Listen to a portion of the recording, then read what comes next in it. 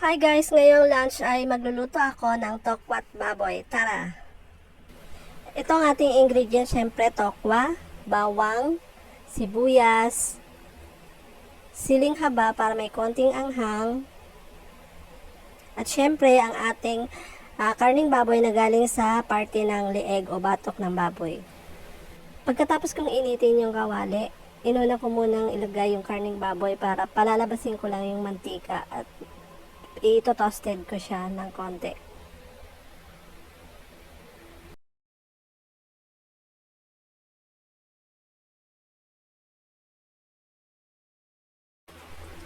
Ayan na, toasted na siya at nagmantika na. So, ihahango ko muna to.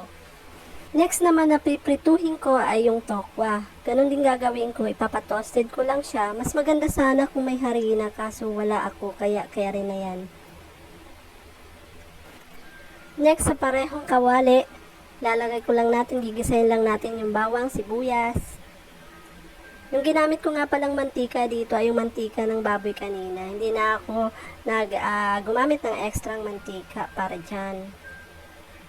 Para mas tipid na din. Tapos next, ilalagay natin yung karning baboy na niluto kanina. Tapos next naman, ilalagay na natin yung tokwa. Halo-halo lang. Ganyan lang. Lagay-lagay lang.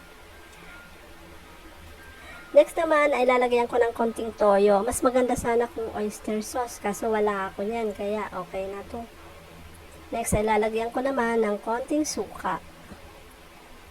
Pakonti-konti lang ang lagay. I-adjust na lang natin yan pagdating sa dulo.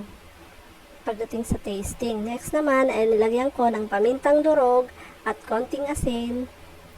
Tapos nilagyan ko ng konting tubig. Tapos tinakpan ko para palutuin lang, paghaluin lang yung mga ingredients. Tapos yan, tada! Okay na yan, luto na yan. Lagyan ko na ng siling haba.